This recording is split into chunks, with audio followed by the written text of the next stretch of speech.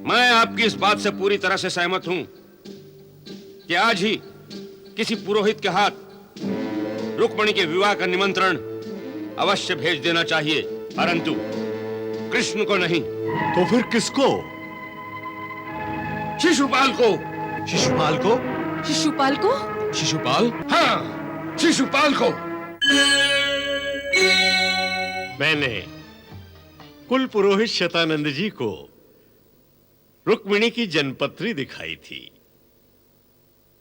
उन्होंने ज्योतिष विद्या द्वारा गणना करके कहा कि रुक्मिणी एक दिव्य कन्या है और उसका विवाह ब्रह्मा जी ने पहले से ही निर्धारित कर रखा है श्री कृष्ण के साथ। वाह वाह, कितनी भाग्यशाली है हमारी बहन कि उसका विवाह उसके साथ होगा जिसे लोग ईश्वर का अवतार कहते हैं। आज इस धरती पर श्री कृष्ण से अच्छा वर और कौन हो सकता है? सचमुच मेरी रुक्मिणी के योग्य वर तो बस एक कृष्ण ही है। मुझे तो कभी-कभी ऐसा लगता है कि जैसे कृष्ण को लोग अवतारी पुरुष कहते हैं, उसी प्रकार रुक्मिणी भी कोई अवतारी कन्या है। कभी-कभी पूजा में बैठती है तो ऐसा लगता है जैसे उसकी आत्मा किसी और लोक में विचर रही है। वो संकोचवश अपने मुंह से कुछ नहीं कहती, परंतु मैं उसकी मां हूं। मैं अच्छी तरह जानती हूं कि वो मन से कृष्ण को ही चाहती है। सच्ची बात तो ये है महाराज कि जब आपने उसके स्वयंवर की योजना बनाई थी तो उसने स्वयंवर सभा में आने से इनकार कर दिया था। उसका एक ही कारण था कि वहां बड़े-बड़े राजा और राजकुमार तो थे, परंतु कृष्ण नहीं थे। इसीलिए वो बहाना बना के टाल गई थी। ठीक ही तो है, जिसका मन श्री कृष्ण के चरणों में बसा है, उसे ये छोटे-मोटे राजा या राजकुमार कैसे पसंद आएंगे? मैं तो कहता हूं पिताश्री कि जब कन्या के मनोभाव का पता चल गया है, तो अब हमें देर नहीं करनी चाहिए। आज ही किसी पुरोहित के हाथ श्री कृष्ण को विवाह का निमंत्रण भेज देना चाहिए। बहुत अच्छा विचार है तुम्हारा, परंतु क्या महाराज? मैं देख रहा हूं कि मेरे सभी पुत्रों ने बड़े उत्साह के साथ रुक्मिणी और कृष्ण के विवाह की सम्मति दी है, परंतु हमारे सबसे ज्येष्ठ और शक्तिशाली पुत्र राजकुमार रुक्मी ने इस संबंध में अभी तक अपना मत नहीं दिया। वत्स, तुम क्या सोच रहे हो? तुम इस प्रस्ताव से सहमत हो कि नहीं कि आज ही किसी पुरोहित को भेजा जाए? महाराज, मैं आपकी इस बात से पूरी तरह से सहमत हूं कि आज ही किसी पुरोहित के हाथ रुक्मिणी के विवाह का निमंत्रण अवश्य भेज देना चाहिए, परंतु कृष्ण को नहीं।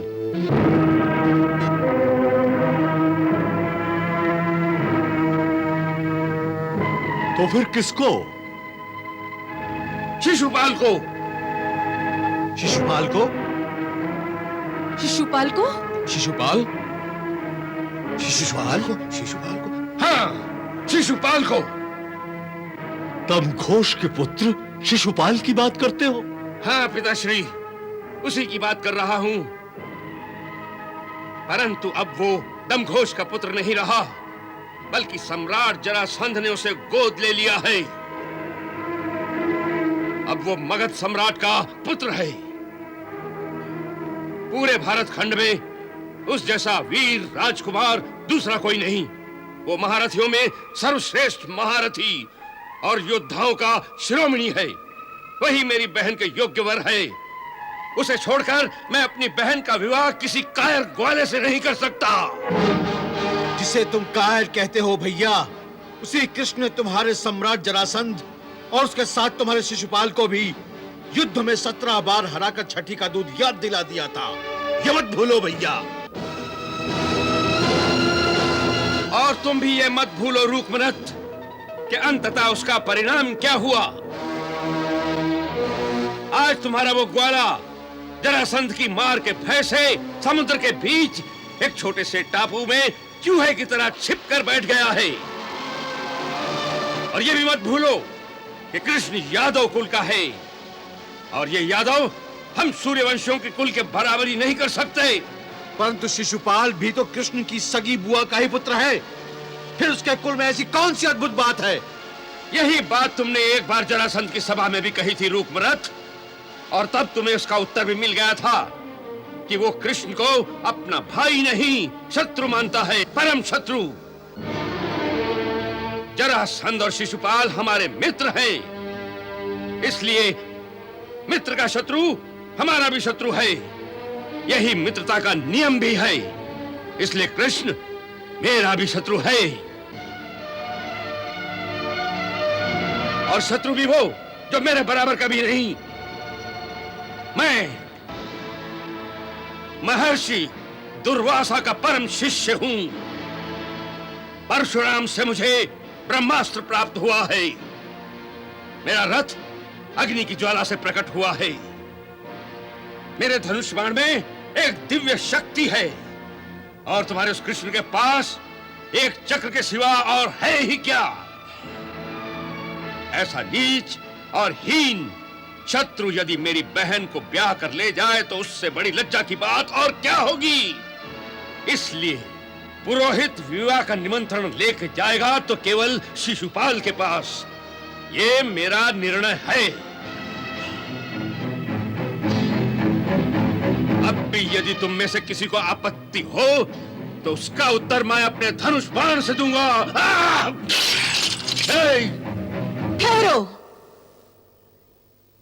तुम लोग बहन का विवाह करने जा रहे हो या आपस में युद्ध करने जा रहे हो? बड़ा भाई पिता के समान होता है, और पिता जिस प्रकार कोई निर्णय करने से पहले पुत्री के मन को टटोल कर देखता है, उसी प्रकार क्या तुम्हारा कर्तव्य नहीं कि बहन के मन को टटोलो? अपने जीवन पर उसका भी तो कुछ अधिकार है। उसकी स्वीकृति लिए बिना तुम इतना बड़ा निर्णय कैसे ले सकते हो? इसलिए ले सकता हूं क्योंकि मैं उसका शत्रु नहीं, भाई हूं, भाई। जिसमें उसकी भलाई होगी वही निर्णय ले रहा हूं। परंतु उसके मन में झांक कर तो देखो। लड़कियों का मन तो मूर्ख होता है माताश्री, मूर्ख। वो बहुत जल्दी भावना में बह जाती हैं, आगा पीछा कुछ नहीं सोचती। किसी से किसी की प्रशंसा सुन ली, बस आ लिया उसी को हृदय में। ऐसा ही रुक्मणी के साथ हुआ है। उसने लोगों से कृष्ण के चमत्कारों की चर्चा सुनकर सब सच समझ लिया है। ऐसी मूर्ख बालिकाओं को जीवन के मूल तथ्यों से अवगत कराना मां का कर्तव्य होता है, और ये दायित्व मैं आप पर छोड़ता हूं। आप उसे समझाइए कि हम जो कर रहे हैं उसकी भलाई के लिए कर रहे हैं। मुझे पूर्ण विश्वास है कि वो सुशील है, कुलीन है, कुल की मर्यादा के विरुद्ध कोई भी बात नहीं करेगी। इसका ये अर्थ तो नहीं क्योंकि वो लज्जावश कुछ बोलेगी नहीं, इसीलिए उसकी इच्छा के विरुद्ध हम किसी से भी उसका विवाह कर दें? ये कौन से कुल की रीति है? ये कुल की रीति नहीं मां, ये राजनीति की रीति है, राजनीति की। और राजनीति ये कहती है कि राजकुमारों और राजकुमारियों के विवाह केवल थोथी भावनाओं के बल पर नहीं बल्कि राजनीतिक संतुलन की दृष्टि से ये निर्णय किए जाते हैं। एक शक्तिशाली दूसरे शक्तिशाली से संबंध करके ही अपनी शक्ति बढ़ा सकता है, किसी कायर ग्वाले के साथ संबंध करके नहीं। ये उसे समझा देना और अच्छी तरह समझा देना। मैं आज ही पुरोहित को भेजकर शिशुपाल से शीघ्रातिशीघ्र बारात लाने का न्योता भेज रहा हूं।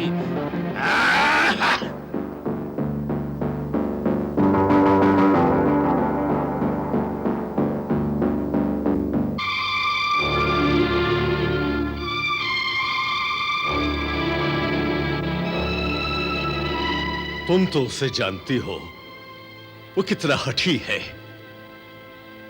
जब कोई निर्णय ले लेता है तो उसे टालना असंभव हो जाता है।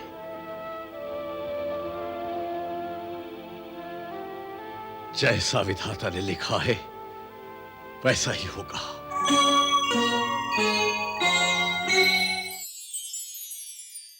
मैंने मन से द्वारिकापति श्री कृष्ण को अपना पति स्वीकार कर लिया है, परंतु मेरे बड़े भैया इसे स्वीकार करने से इनकार कर रहे हैं। यहाँ तक कि उन्होंने मेरी इच्छा के विरुद्ध शिशुपाल को बारात लेकर आने का न्योता भी दे दिया है। राजकुल में से कोई भी, मेरी माता, मेरे भाई, मेरे पिताश्री, कोई भी मेरी सहायता करने को तैयार नहीं। वे सब बड़े भैया की अस्त्र शक्ति से डरते हैं। ऐसी परिस्थिति में जब कोई शस्त्रधारी मेरी सहायता करने को तैयार नहीं, एक अबला कन्या एक धर्माधिकारी के पास सहायता मांगने आई है। तुम ठीक स्थान पर आई हो पुत्री। ये हमारी परीक्षा का समय है।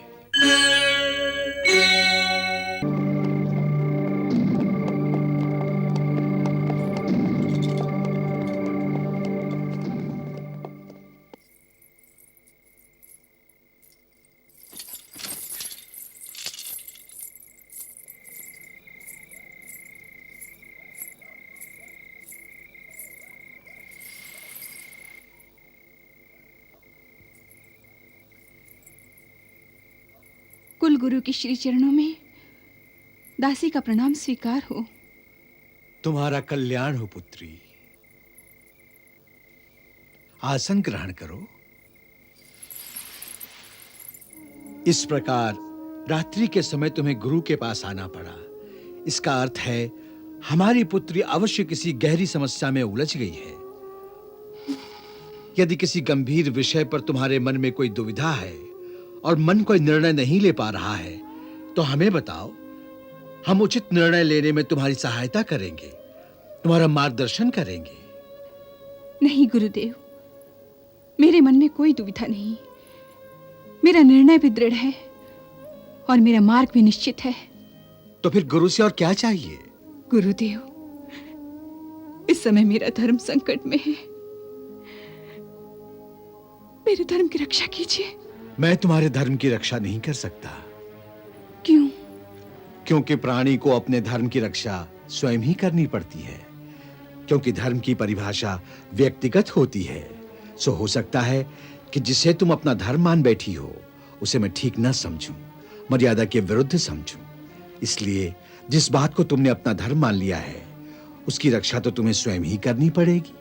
हाँ, यदि उस बात को मैं उचित समझूंगा, तुम्हारे लिए कल्याणकारी समझूंगा, मर्यादा के अनुकूल समझूंगा, तब अवश्य मेरा कर्तव्य होगा उसमें तुम्हारी सहायता करना।